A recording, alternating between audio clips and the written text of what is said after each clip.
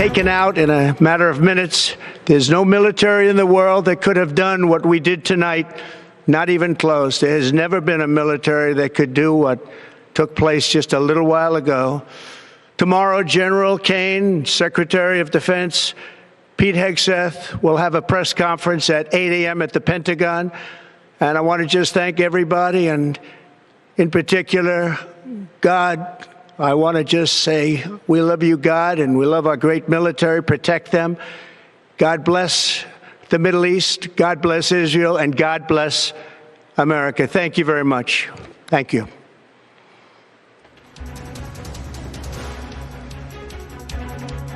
Iran மீது America தாக்குதல் நடத்தி இருக்கக்கூடிய ஒரு சூழலில் அமெரிக்க அதிபர் ட்ரம்ப் அது குறித்து செய்தியாளர்களை சந்தித்திருக்கிறார். இதில் அமெரிக்க துணை அதிபர் ஜெடி வான்ஸ் உள்ளிட்டோர் இருக்கக்கூடிய அந்த காட்சிகளை பார்க்க முடிகிறது.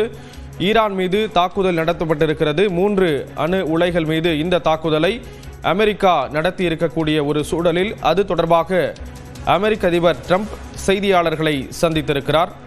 அந்த தாக்குதல் தொடர்பான காட்சிகளும் ஒருபுறம் வெளியாக இருக்கின்றன.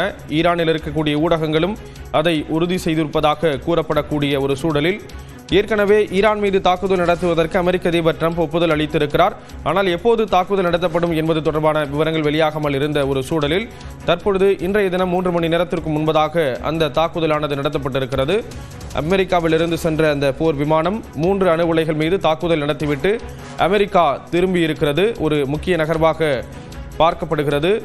ஒருபுறம் அணு ஆயுத ஒப்பந்தம் தொடர்பான அந்த பேச்சுவார்த்தைக்கு ஈரான் வர வேண்டும் என்று பல்வேறு நாடுகளும் அழைப்பு விடுத்திருக்கக்கூடிய ஒரு சூழலில் இஸ்ரேல் தாக்குதலை நிறுத்தினால் மட்டுமே அணுசக்தி தொடர்பான அந்த பேச்சுவார்த்தையை அமெரிக்காவுடன் நடத்துவோம் என்று ஈரான் கூறியிருக்கக்கூடிய ஒரு சூழலில் தற்பொழுது இந்த தாக்குதல் முக்கியத்துவம் வாய்ந்ததாக பார்க்கப்படுகிறது.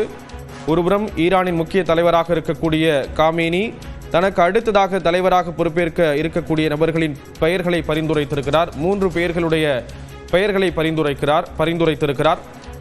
பாதுகாப்பு அச்சுறுத்தல் தனக்கு இருப்பதன் காரணமாக தனக்கு அடுத்ததாக பொறுப்பேற்க இருக்கக்கூடிய தலைவரின் பெயரை பரிந்திருக்கக்கூடிய ஒரு சூழலில் தற்பொழுது ஈரான் மீது அமெரிக்கா தாக்குதல் நடத்தி இருப்பதும் முக்கியத்துவம் வாய்ந்ததாக பார்க்கப்படுகிறது.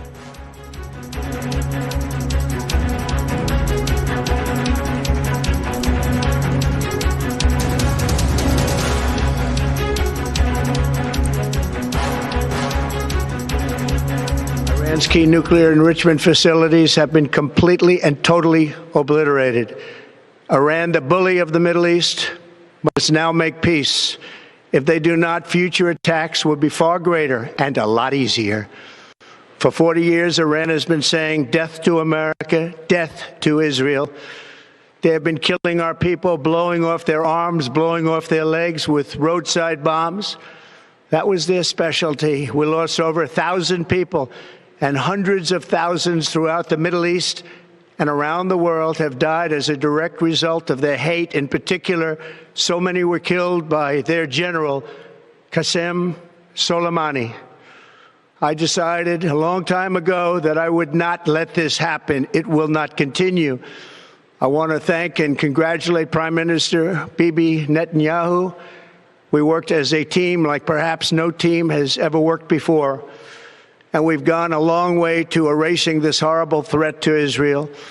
I want to thank the Israeli military for the wonderful job they've done.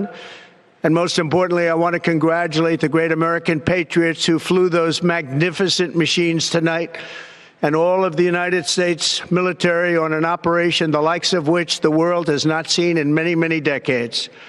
Hopefully, we will no longer need their services in this capacity. I hope that's so. I also want to congratulate the chairman of the Joint Chiefs of Staff, General Dan Raisin Kane, spectacular general, and all of the brilliant military minds involved in this attack. With all of that being said, this cannot continue. There will be either peace or there will be tragedy for Iran far greater than we have witnessed over the last 8 days. Remember, there are many targets left. Tonight's was the most difficult of them all, by far, and perhaps the most lethal. But if peace does not come quickly, we will go after those other targets with precision, speed, and skill. Most of them can be taken out in a matter of minutes. There's no military in the world that could have done what we did tonight, Not even close. There has never been a military that could do what took place just a little while ago.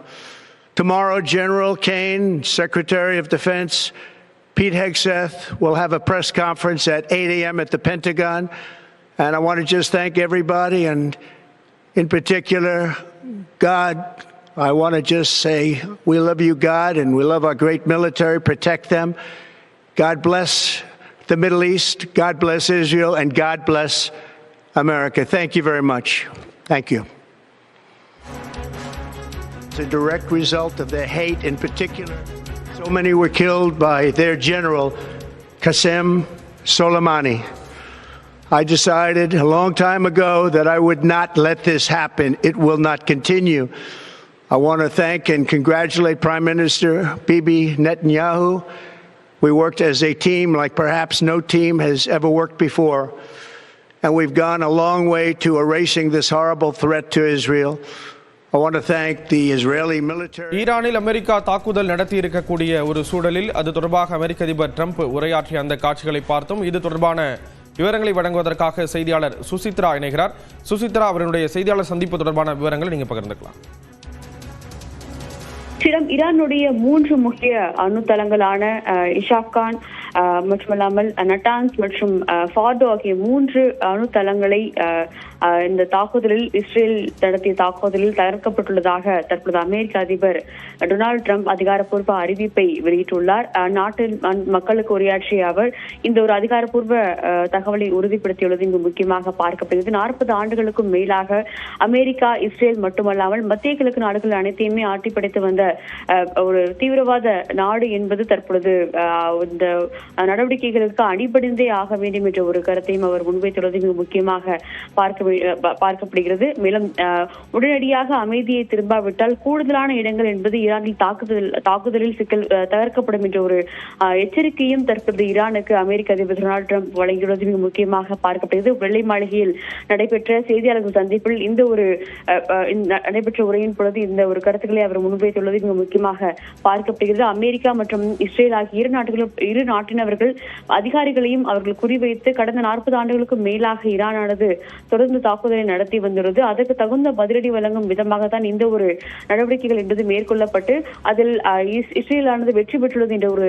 அதிகாரப்பூர்வ அறிவிப்பையும் அவர் வெளியிட்டுள்ளார். அது மட்டுமல்லாமல் இஸ்ரேலுடைய படைகள் மற்றும் அமெரிக்காவுடைய சிறப்பு படை கமாண்டர்களுக்கும் அவர் வாழ்த்தை தெரிவித்துள்ளது மிக முக்கியமாக பார்க்கப்படுகிறது. அமைதியை உடனடியாக நிலைநிறுத்த வேண்டும், இல்லை என்றால் கூடுதலான இடங்கள் என்பது ஈரானில் தாக்குதல் நடத்தப்படும்.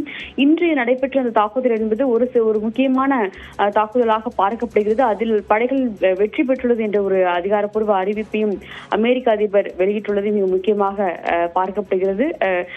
என்று சற்று நேரத்திற்கு முன்னதாக நடைபெற்ற தாக்குதல் பொறுத்தவரை 3 இடங்கள், அதாவது ஃபார்டோ, இஷ்பாகான் மற்றும் நாட்டான்ஸ் ஆகிய 3 இடங்கள் இருக்கக்கூடிய அந்த அட்டாமிக் ஃபெசிலிட்டிகள் அடியோடு தகர்க்கப்பட்டுள்ளது என்ற ஒரு அறிவிப்பு தான் தற்போது அமெரிக்க அதிபர் டொனால்டு ட்ரம்ப் வெளியிட்டுள்ளது மிக முக்கியமாக பார்க்கப்படுகிறது. ஸ்ரீராம்.